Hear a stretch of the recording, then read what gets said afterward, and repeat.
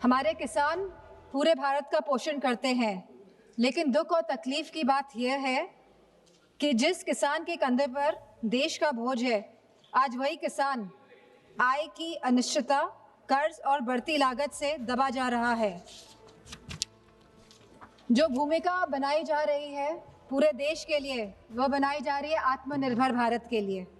किसान हमारा सम्मान पा सके, समृद्ध हो सके, आगे बढ़ सके, लेकिन इस भूमिका के अनुरूप जो कार्य होना चाहिए, मुझे नहीं लगता कि भारतीय जनता पार्टी की सरकार वह कार्य कर पा रही है।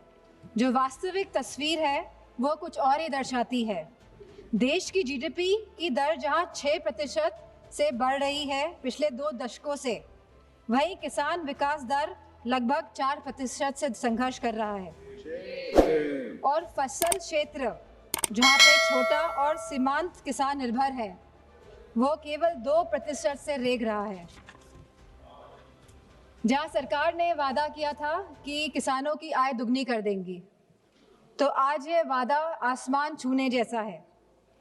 आज हमारे किसान भाइयों की आय केवल 8,000 से 10,000 रुपए तक प्रति माह सीमित रह गई है। और अगर हम फसल की खेती की वास्तविकता की बात करें, तो यह आय केवल 3,800 रुपए प्रति माह तक सीमित रह गई है।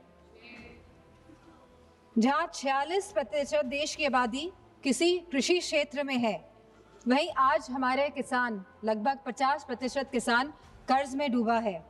और पिछले 10 वर्षों में 10 लाख किसानों ने आत्महत्या करी है।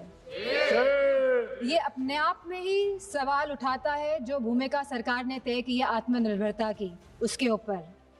और जहां ये सुसाइड्स, आत्महत्या लगातार बढ़ रही है, मेरी सरकार से मांग है कि जिस तरह आप बड़े बड़े कॉरपोरेट जगत के लोगों का कर्ज माफ करते हैं, जहां 16 लाख करोड़ का कर्ज माफ किया गया है कॉरपोरेट जगत के लोगों का, वही हम चाहते हैं कि आप हमारे किसान भाइयों का भी कर्ज पूरी तरह माफ करने का कार्य करें। हमारे अभी भारतीय जनता पार्टी के सांसद बोल रहे थे कि एमएसपी की बात विपक्षी दल क्यों कर रहे हैं, तो ये तो भारतीय जनता पार्टी के घोषणा पत्र में था 2014 के कि आप स्वामीनाथन कमीशन के फॉर्मूले पे एमएसपी तय करेंगे। ये आपका वादा था देश की जनता के साथ, लेकिन आपने उस वादे को भी पूरा नहीं किया। आज हालत ये है कि सरकार एमएसपी तो घोषित करती है 23 फसलों की, लेकिन वास्तविक में जो खरीद करती है वो केवल गेहूं और चावल की करती है, और वो भी पूरी तरह ये सरकार नहीं कर पा रही है। हम जानना चाहते हैं कि उत्तर प्रदेश में सरकार कितना गेहूं और कितने चावल की खरीद कर रही है और कितना प्रतिशत कर रही है, और कितनों को वापस कर दिया गया है। आज जहां हम प्रधानमंत्री फसल बीमा योजना की भी बात करना चाहेंगे, क्योंकि 25% इसमें कटौती की गई है, और सरकारी आंकड़ों के अनुसार 2 करोड़ हेक्टेयर फसल क्षेत्र क्षतिग्रस्त हुआ है बाढ़ के कारण, मौसम के कारण, ओलावृष्टि के कारण, सूखा पड़ने के कारण।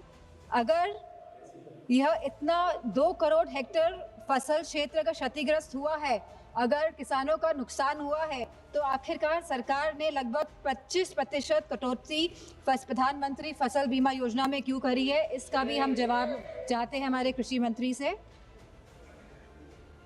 आज जहां आत्मनिर्भरता की बात हो रही है, हम लोग लगभग 20% निर्भर हैं आयात पे दालों को लेकर, और लगभग 70% खाद्य तेल को लेकर हम निर्भर हैं दूसरे देशों पर। तो हमारी मांग हमारे कृषि मंत्री से ये है कि दालों के लिए और तिलहनों के लिए एमएसपी वह सुनिश्चित करें, जिससे कि हमारा देश वाकई में आत्मनिर्भर बने, हमारे किसान आत्मनिर्भर बने। बजट की अगर हम फिस्कल आर्किटेक्चर की बात करें, तो जहां पे कैपिटल इन्वेस्टमेंट और रेवेन्यू एक्सपेंडिचर में तालमेल होना चाहिए, तो वहीं पे देखा गया है कि पूरा का पूरा जोर और पूरी की पूरी ढलान जो है वो रेवेन्यू एक्सपेंडिचर की तरफ जा रही है।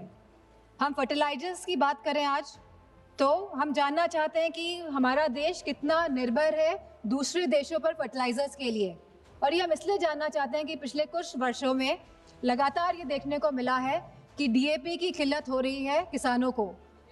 किसान लाइनों में खड़े हो रहे हैं, काला बाजारी हो रही है डीएपी को लेकर, और जहां काला बाजारी हो रही है वहीं किसानों को समय पे खाद नहीं मिल पा रही है, जिससे कि किसानों को नुकसान उठाना पड़ रहा है। इसी के साथ हम चाहते हैं कि जो इंडियन यूएस ट्रेड डील हुई है उस पर बड़े विस्तार के साथ चर्चा हो इस सदन पे। ये बहुत ज़रूरी है कि पूरे विस्तार के साथ चर्चा हो, क्योंकि ये कहीं ट्रेड डील हमारे देश के किसानों के लिए ब्लंडर डील ना साबित हो।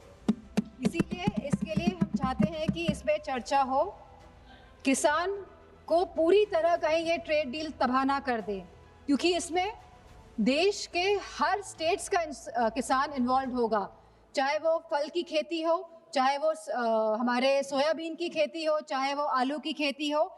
और कहीं ना कहीं जिस तरह से डेयरी प्रोडक्ट्स हमारे मार्केट में आएंगे तो हमारे देश के किसान इससे प्रभावित होंगे। तो मेरी इस मांग को लेके भी कृषि मंत्री जी इस पे ध्यान दें कि हमारे देश के जो प्रोडक्ट्स हैं वो कैसे बाहर के प्रोडक्ट्स के साथ compete कर पाएंगे। जब यूएसए की सरकार अपने किसानों के साथ खड़ी हुई है तो हमारे देश की सरकार आखिर अपने किसानों के साथ क्यों नहीं खड़ी हुई है। हम जानना चाहते हैं कि उत्तर प्रदेश में भारतीय जनता पार्टी की सरकार ने भंडारण को लेके क्या व्यवस्थाएं करी हैं, ये और मंडियों को लेके क्या व्यवस्थाएं करी हैं, क्योंकि मेरी कॉन्स्टिट्यूंसी मैनपुरी है और अभी कुछ एक हफ्ते पहले जहाँ पे मैनपुरी और आसपास के सभी ज़िले, चाहे वो फर्रुखाबाद हो, चाहे वो इटावा हो, चाहे वो एटा हो, चाहे वो कन्नौज हो, यहाँ पे आलू की बहुत बड़ी पैदावार होती है। और जहाँ लागत जो हमारे आलू में आती है प्रति क्विंटल ये 600 से 800 रुपये आती है, आज ये 100 रुपये का भी प्रति क्विंटल नहीं बिक पा रहा है। तो किसी तरह की सहायता हमारे आलू के किसानों के लिए हमारे कृषि मंत्री करेंगे।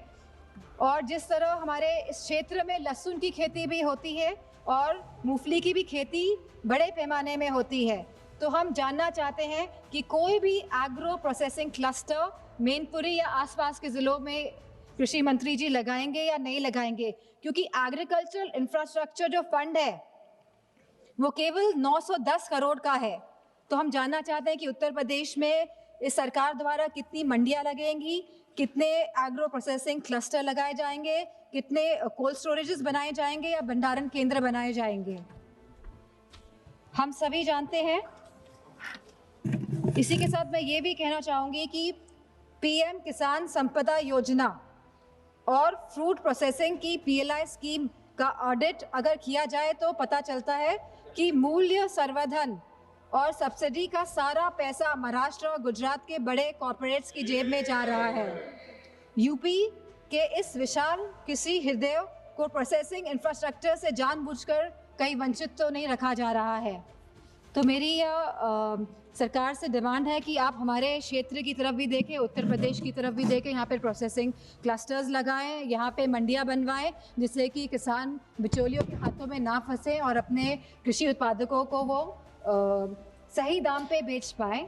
और जो छोटे किसान हैं जो दूसरों की ज़मीन पर खेती करते हैं, अगर उनकी खेती आपदा या किसी भी वजह से नष्ट हो जाती है तो उन्हें सरकार से कोई भी सहायता नहीं मिलती है। तो हम ये चाहते हैं सरकार से कि उनका मुआवजा सुनिश्चित किया जाए और उनको किसी इस तरह की आर्थिक सुरक्षा दी जाए। इन्हीं किसान दुर्घटना बीमा में जहां 5 लाख रुपए आज किसानों को मिल रहे हैं, तो हमारी ये गुजारिश है सरकार से, हमारे कृषि मंत्री से, कि इसे बढ़ाकर 10 लाख रुपए किया जाए।